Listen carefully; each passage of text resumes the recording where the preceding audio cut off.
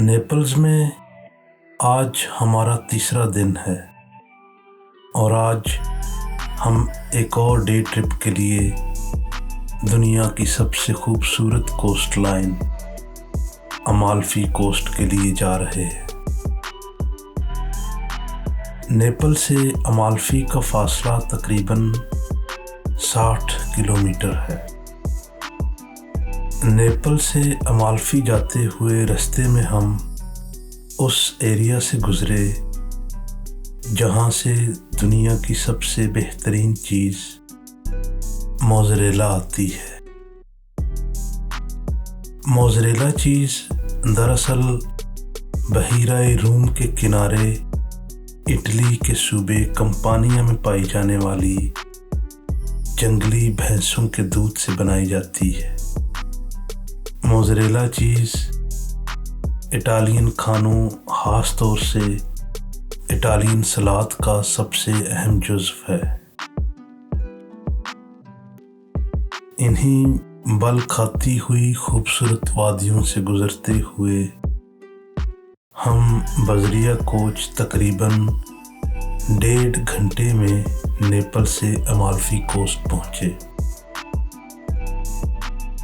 کبھی امالفی پہنچنا مشکل ہوا کرتا تھا اور صرف امیر یورپین لوگ ہی امالفی جانا افورڈ کر سکتے تھے، کیونکہ ان دنوں آپ یا تو سمندر کے ذریعے یا پھر گھوڑوں اور خچروں کے ذریعے ہی امالفی پہنچ سکتے تھے، لیکن اب آپ دنیا کی سب سے خوبصورت ڈرائیو کے ذریعے یہاں پہنچ سکتے ہیں۔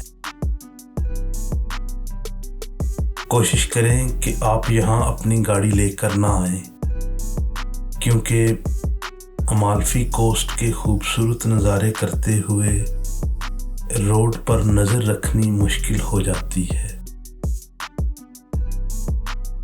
لیجیے ہم امالفی پہنچ گئے ہیں۔ امالفی پہنچ کر یہ یقین کرنا مشکل ہے کہ یہ چھوٹا اور دلکش شہر کبھی اٹلی کی قدیم ترین اور اس کی سب سے طاقتور سمندری جمہوریہ کا دل ہوا کرتا تھا۔ 9ویں صدی کے اوائل میں ایک گہری گھاٹی کے کنارے واقع یہ چھوٹی بندرگاہ مسلمانوں اور ایشیائی ملکوں سے تجارت کے لیے باقی ساری بندرگاہوں پر غالب تھی۔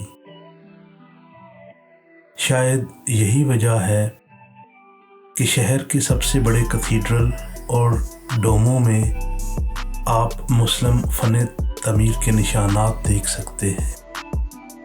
امالفی ہاربر سے ہم ویا لورینزو کے ذریعے پیازا ڈومو میں پہنچے۔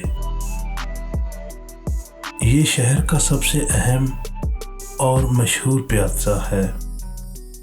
یہ پیازا ہمیشہ سیاحوں سے بھرا رہتا ہے۔ یہاں آپ کو مختلف دکانیں اور کیفیٹیریاز ملیں گے۔ قرون وسطیٰ کے دور کا یہ پیازا سینٹ اینڈریو کیتھیڈرل کے مشرقی کنارے پر واقع ہے اور سینٹ اینڈریو کیتھیڈرل پیازا دومو کے دائیں جانب ہے۔ پیازا سے تقریباً 62 سیڑھیاں چڑھنے کے بعد ہم سینٹ اینڈریو کیتھیڈرل تک پہنچے۔ اس کیتھیڈرل کی عمارت کو 9ویں صدی میں تعمیر کیا گیا تھا۔ سینٹ اینڈریو کیتھیڈرل کی عمارت اور اس کا مینار مسلم آرکیٹیکٹ کی بنیادوں پر تعمیر کیے گئے ہیں۔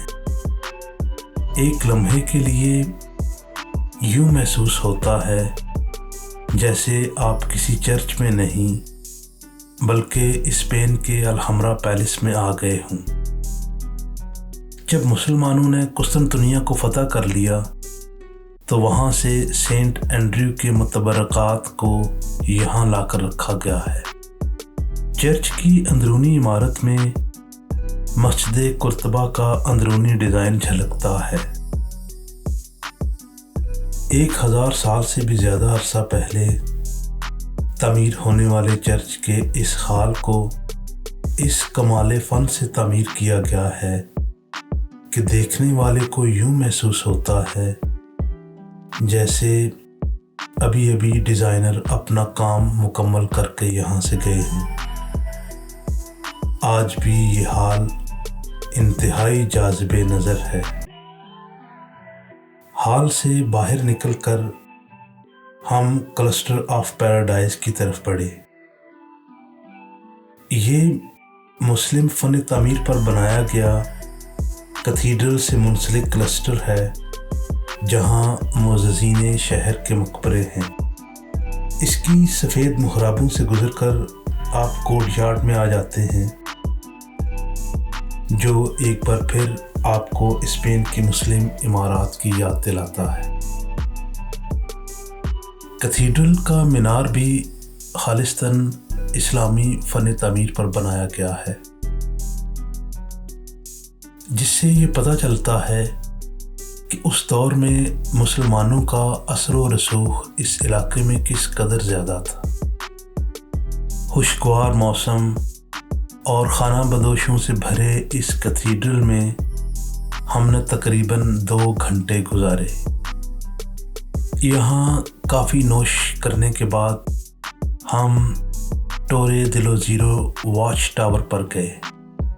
یہ ٹاور پتھر کے قلعے کا ایک حصہ ہے۔ مقامی لوگوں کا خیال ہے کہ اسے ڈچز آف امالفی کے بھوت نے برباد کر دیا ہے۔ وہی ڈچز آف امالفی جسے کفر کے جرم میں قید کر دیا گیا تھا۔ 15ویں صدی میں اسے بحری قزاقوں کے جہازوں کو تلاش کرنے کے لیے استعمال کیا جاتا تھا۔ یہاں سے آپ امالفی کے خوبصورت ترین منظر سے لطف اندوز ہو سکتے ہیں۔ یہاں کچھ دیر ٹہرنے کے بعد ہم ولا روفولو کی طرف بڑھے۔ ولا روفولو، جسے طاقتور روفولو خاندان نے 13ویں صدی عیسوی میں تعمیر کیا تھا۔ اس ولا میں اٹلی کی انتہائی اہم شخصیات ماضی میں ٹھہر چکی ہیں، جن میں سے ایک مشہور شاعر اور کمپوزر رچرڈ ویگنر بھی ہیں۔ یہ ولا اپنے گارڈن کی وجہ سے بہت مشہور ہے۔ سال بھر موسم معتدل ہونے کی وجہ سے اس کے گارڈن کے پھول ہمیشہ کھلے رہتے ہیں۔ بلا شبہ یہاں کھڑے ہو کر آپ نہ صرف امالفی بلکہ دنیا کے سب سے خوبصورت منظر سے لطف اندوز ہو سکتے ہیں۔ ولا روفولو میں کچھ وقت گزارنے کے بعد ہم واپس امالفی ہاربر پر آ گئے، جہاں دوپہر کے کھانے کے بعد ہم نے کچھ وقت بیچ پر گزارا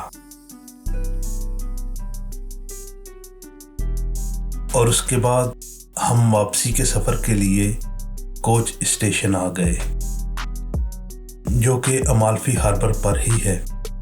امالفی بلا شبہ ایک متاثر کن ننھا سا خوبصورت شہر ہے۔